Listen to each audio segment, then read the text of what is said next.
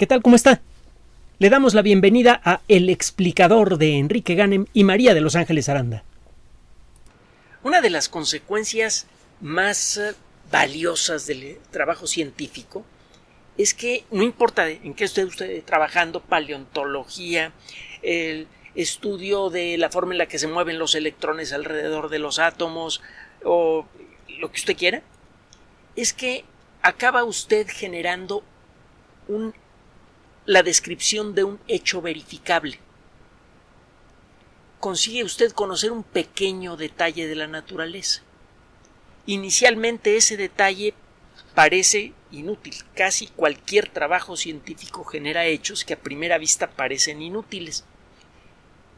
Hasta que de pronto una persona que está trabajando en algún rollo científico muy importante, como puede ser la lucha contra COVID-19, se pone a atar cabos y se acuerda que en tal artículo científico de hace no sé cuántos años alguien dijo una cosa que a la mera hora puede resultar útil.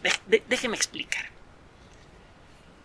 En 1929, un investigador apellidado McKinney demostró un detalle curioso en las plantas de tabaco. Una de los primeros virus en ser identificados como tales fue el virus que causa una enfermedad que se llama el mosaico del tabaco. Por mucho tiempo el tabaco fue una planta especialmente valiosa en términos económicos. De hecho, todavía tiene un valor económico enorme. Es una de los muchos vegetales que salieron del continente americano para conquistar al mundo, solo que a diferencia del maíz, el tabaco ha resultado ser bastante negativo. Pero bueno, el caso es que a finales del siglo XIX, principios del siglo XX, nos dimos cuenta que algunas enfermedades contagiosas, por ejemplo en plantas, son producidas por agentes infecciosos chiquititos. Ya en aquella época se utilizaban filtros de cerámica y otros materiales que normalmente permiten atrapar a bacterias. Si usted tiene un líquido lleno de bacterias y lo hace pasar a través de esos filtros, el líquido resultante, que muchas veces se ve igual, lo puede usted poner en un medio de cultivo y el medio de cultivo no se echa a perder. Tiene usted caldo de pollo, si le echa usted una gotita de líquido lleno de bacterias, a los 2 o 3 días ese caldo de pollo está echado a perder. Y si usted tiene otro frasquito con caldo de pollo, le hace pasar el líquido cargado con bacterias por este filtro, sin hervir, simplemente lo hace pasar a través de ese filtro, ese líquido ya no echa a perder el caldo de pollo. Usted detiene a las bacterias. Bueno, pues se encontró que había un principio, alguna cosa que produce enfermedades contagiosas en plantas, y ese algo puede pasar a través de los filtros que podían atrapar a las bacterias más pequeñas. Entonces empezó a hablar de un veneno, en latín virus, un virus filtrable. Ese fue el primer nombre formal que recibieron los virus. Claro, esto ocurrió mucho antes de la existencia de los microscopios electrónicos. Usted no puede ver un virus con un microscopio normal, es imposible. En la otra cápsula le explicamos por qué. Por cierto, vamos a hablar de un nuevo tipo de microscopía electrónica cuántica, pero bueno, es otro rollo, aunque va a estar relacionado con este. Pero, a ver, centrémonos. Resulta que en aquella época, 1929, se trataba de entender en detalle el funcionamiento de algunos virus. Ya para ese entonces habíamos descubierto que los virus no solamente producen enfermedades en plantas, sino también en seres humanos. Ya había pasado la pandemia de gripe de 1918, que fue terrible. Y bueno, había mucha investigación sobre virus, aunque todavía no se tenían herramientas para verlos. A pesar de que eran invisibles, muchos investigadores empezaron a hacer descubrimientos interesantes. Este señor McKinney encontró que si usted toma a una planta de tabaco y la infecta con una variedad suave de la enfermedad, bueno, me faltó explicarle que cuando una planta de tabaco se infecta con el virus del mosaico del tabaco, le aparecen manchitas de colores, como un mosaico, y la planta muere. Resulta que si usted enferma a una planta, contagia a una planta con el mosaico verde, con la variedad verde del mosaico del tabaco, la planta desarrollaba la enfermedad ligera. No se moría la planta y se podía utilizar para hacer cigarrillos y este tipo de cosas. Si mientras estaba enferma la planta con el virus del mosaico verde, le inyectaba a usted, la exponía usted a la variedad amarilla, que es la más agresiva, las plantas no enfermaban. De alguna manera, un virus protegía a las plantas de la infección por otro virus. Las plantas no tienen sistema inmune, no tienen glóbulos blancos, no tienen factores de transferencia, que son las sustancias que utilizan los glóbulos blancos para comunicarse entre ellos y con el resto del cuerpo. Simplemente no se entendía la causa de este proceso de lo que se llama protección cruzada y se anotó, se describió el proceso de protección cruzada. Se llama protección cruzada porque el enfermarse de manera ligera de una cosa protege contra una enfermedad parecida pero más grave. La protección no solamente la planta quedaba protegida contra una forma diferente de la enfermedad, una forma más grave. Este término se ha utilizado muchas veces en el mundo de la agricultura. No siempre se ha podido utilizar a gran escala. Es un fenómeno interesante, pero normalmente no se ha podido utilizar para proteger cosechas por el ataque de virus. Para comenzar, el primer problema que tienen la mayoría de las plantas cultivables del mundo no es viral, sino es más bien malas hierbas, insectos y otro tipo de problemas. Pero bueno, el caso es que sí existen algunos casos, por ejemplo, de virus que atacan a cítricos, en donde se pueden utilizar virus que producen enfermedades muy ligeras, que no afectan la calidad del fruto final y que protegen contra el ataque de una enfermedad grave. Los mecanismos de funcionamiento de este proceso todavía son algo misteriosos. Parece que de alguna manera, cuando las células de un vegetal reciben un ARN o un ADN de un virus que las infecta, existen mecanismos moleculares que impiden que otro material genético externo pueda entrar a la célula y tener efecto. Acuérdese cómo funcionan los virus. Los virus son estructuras que no están vivas, son algo parecido a microjeringuillas hechas de proteína, increíblemente pequeñas, muchas veces más pequeñas que la bacteria más pequeña conocida. Y están estas cosas de proteína que están huecas, están rellenas de algún ácido nucleico. Los ácidos nucleicos son sustancias que, entre otras cosas, pueden grabar información que sirve para construir proteínas. Es uno de los papeles principales de los ácidos nucleicos. Y hay dos tipos generales, el ADN y el ARN. El ADN lo encontramos en el núcleo de las células y el ARN lo encontramos en muchos rincones diferentes de la célula. Hay una variedad de ARN que se llama ARN mensajero, que normalmente es construido en el núcleo de la célula y que tiene instrucciones para fabricar una proteína o una serie de proteínas.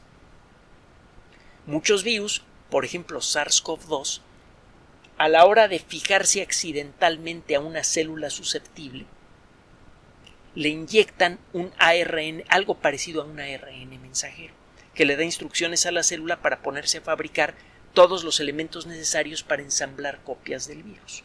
La célula se empieza a llenar de copias del virus, hasta que revienta. De una célula pueden salir 100.000 virus o más. Y eso significa que una sola célula podría en principio infectar a otras 100.000. Esto es lo que hace que las enfermedades virales prendan rápidamente. En pocos días, empieza usted con unas pocas células enfermas y le digo en pocos días puede usted tener una situación incluso de riesgo para la vida. Cuando un virus como el del ébola, para el cual el cuerpo normalmente no tiene defensas, entra en en una célula humana, bastan unos pocos virus para esto, en 5 días la persona puede incluso morir. Es un proceso muy rápido. Y es por eso, por cierto, que se utiliza el término viralización cuando se habla de alguna idea dispersada normalmente en redes sociales que rápidamente cunde en la población, que rápidamente llega a muchísimas personas. Pues bien, se cree que cuando entra el material genético de un virus, la célula, para protegerse, dispara una serie de mecanismos que todavía no tenemos muy claros, que estorba la entrada de nuevos materiales genéticos de otros virus. Existe un proceso que se llama el silenciamiento del ARN. El término es un poco tosco en español, suena mejor en inglés, que podría estar involucrado en esto. Si una vez que se mete un ARN de un virus, la célula ya no acepta fácilmente al ARN de otro virus. Bueno, se sabe desde hace muchísimo tiempo. Acaba de ser presentado un trabajo este pasado 15 de junio en la revista de medicina experimental, Journal of Experimental Medicine. En este trabajo, un grupo de investigación se puso a estudiar si este efecto se podría aprovechar para el caso de COVID-19. Existe evidencia que se ha venido acumulando en los hospitales, en las áreas de emergencia y en centros en donde se hacen pruebas para COVID-19, etcétera, etcétera, que sugieren que la gente que se ha enfermado con catarros producidos por rinovirus, que son unos virus no muy diferentes a los coronavirus, cuando menos en lo que al efecto en la salud se refiere. Bueno, le digo, se empezó a acumular evidencia circunstancial que sugiere que la gente que estaba enferma por rinovirus con un catarrito, al momento de exponerse a SARS-CoV-2, o no enfermó o enfermó de manera muy suave. Esto, por ejemplo, se sabe si tiene usted a un caso rastreable de un sitio en donde mucha gente se contagió, una fiesta, mucha gente fue a la fiesta y salieron muchas personas contagiadas. Usted hace un rastreo de las personas que fueron a la fiesta, les pide a todas estas personas hacerse pruebas y encuentra que hay personas que tienen la enfermedad asintomática y encuentra que muchas de ellas que tienen una enfermedad ligera o asintomática tienen rinovirus. Pues al principio eso puede parecer coincidencia, pero si se empieza a repetir el patrón en distintas partes del mundo, usted ya empieza a pensar que podría existir alguna relación entre ambas cosas.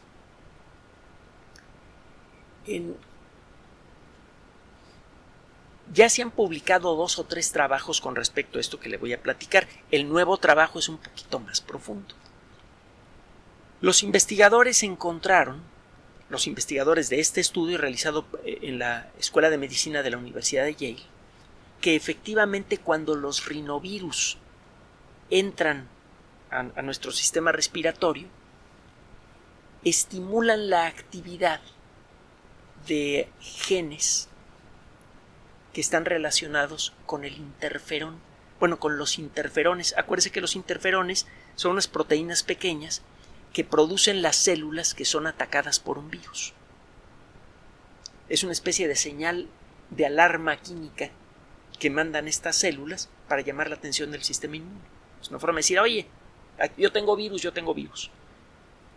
Las células del sistema inmune se acercan a las células que están emitiendo esa señal química, analizan lo que hay allí, aprenden a fabricar anticuerpos, destruyen a la célula productora y aprenden a destruir a cualquier otra célula que esté produciendo virus. Este proceso, para el caso de los rinovirus, es tan efectivo que en ningún momento hay muchas células enfermas. En ningún momento empiezan a morir las células por millones. Y como consecuencia de eso la enfermedad es ligera. Bueno, pues estos investigadores se pusieron a hacer pruebas y encontraron que, bueno, y esto se sabía desde antes, esto que le voy a decir, que cuando se produce interferón en cantidades importantes, eso puede detener una infección viral cuando está arrancando, porque el sistema inmune se alerta, se pone las pilas y cualquier célula que se infecte es inmediatamente destruida. Bueno, se sabe que ese efecto puede funcionar con SARS-CoV-2. Hay mucha gente que desarrolla la enfermedad asintomática porque su sistema de producción de interferón funciona bien. Como consecuencia de eso, el sistema inmune se activa rápidamente cuando algunas pocas células comienzan a enfermarse con SARS-CoV-2 y el sistema inmune contiene la infección rápidamente.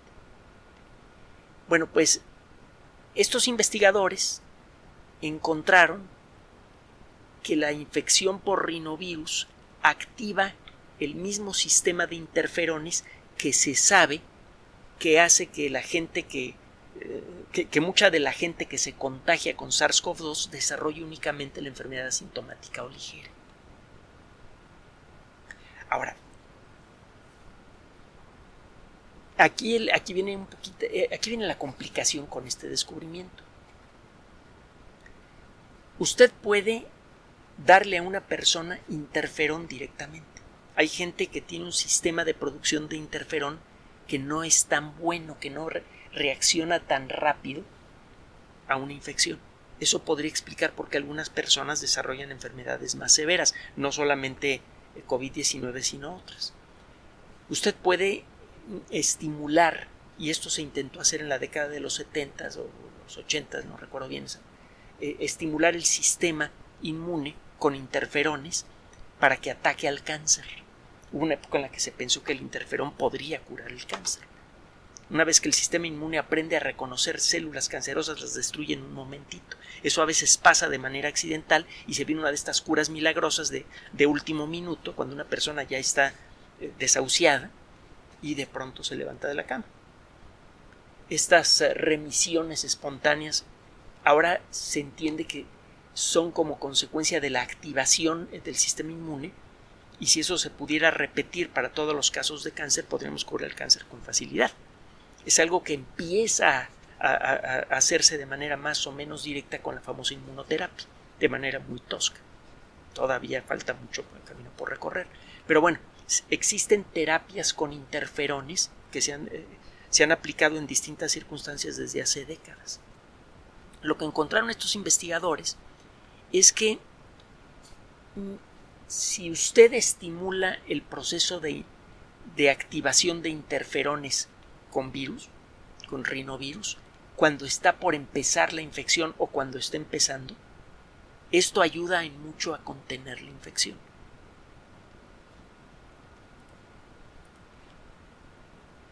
Si usted se tarda y estimula la producción de interferones cuando la infección ya se estableció, corre el riesgo de agravar la enfermedad. Uno de los síntomas químicos de la enfermedad intermedia o severa es que el cuerpo está produciendo mucho interferón. Y eso está alertando al sistema inmune, lo pone en un estado de alarma continuo. Y este proceso continúa incluso cuando el virus ya prácticamente es indetectable, cuando ya ha sido destruido. Se queda activada la alarma, el sistema inmune sigue buscando blancos que destruir y eso genera un proceso de inflamación grave que acaba destruyendo los pulmones de una persona. Parece que ese es el caso con la enfermedad grave. Entonces hay que tener cuidado con este asunto de activar los interferones. ¿Qué fue lo que vieron los investigadores en pocas palabras? En este trabajo, que, mire, lo dirige una mujer. ¡Qué barbaridad! ¿A dónde vamos a llegar? La ciencia está llena de mujeres. Bueno, pues resulta que este grupo de investigación se puso a cultivar células humanas de las que existen en la parte interna de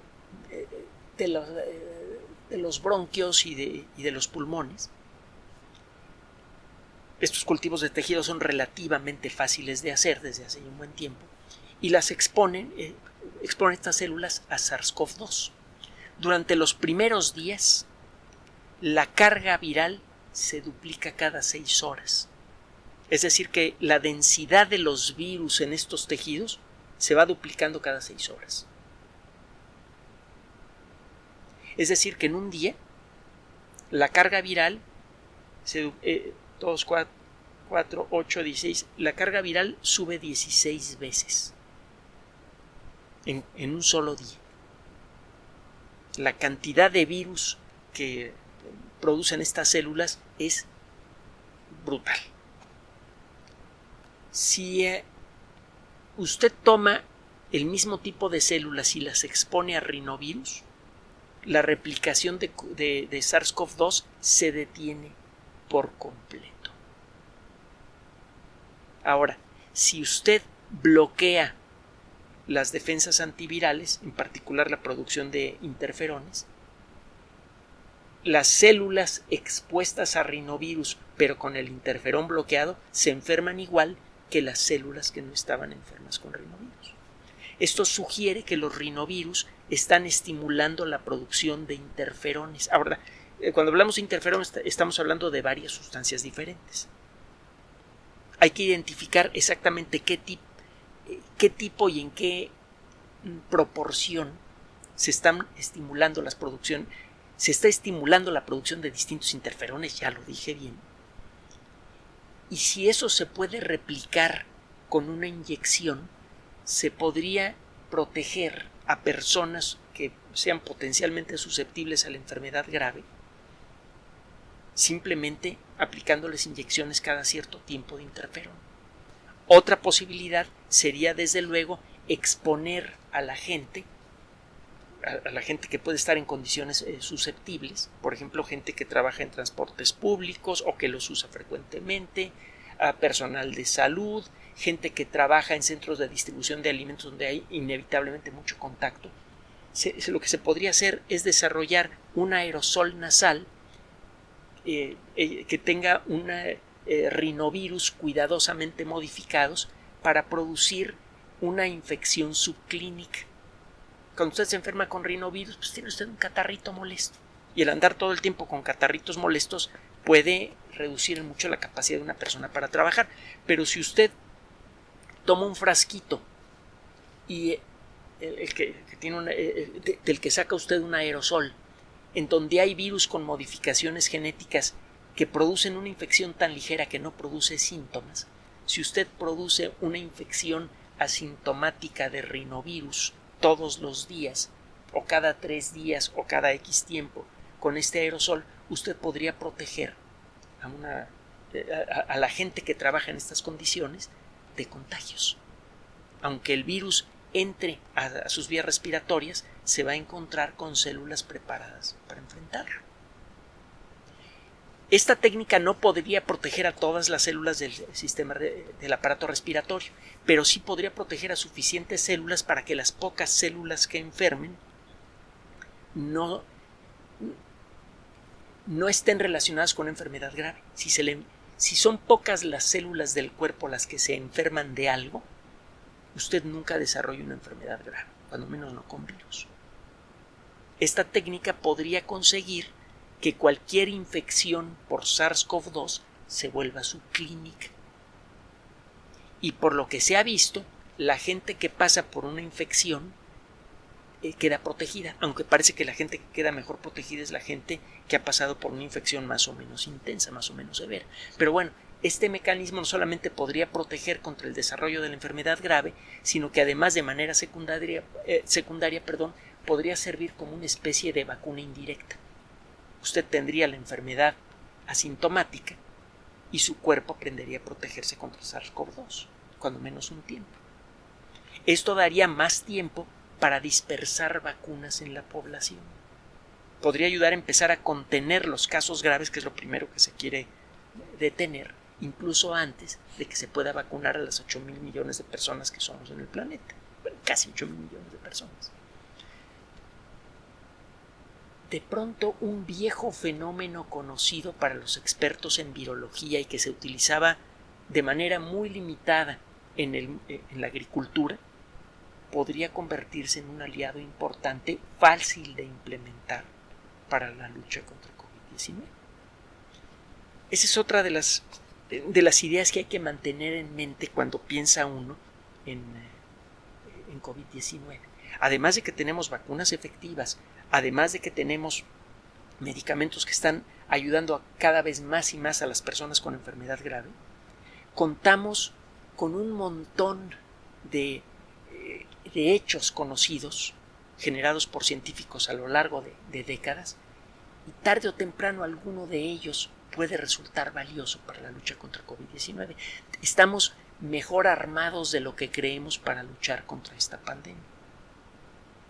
Por favor, mantenga la calma, mantenga la disciplina, hágale caso a las autoridades de salud.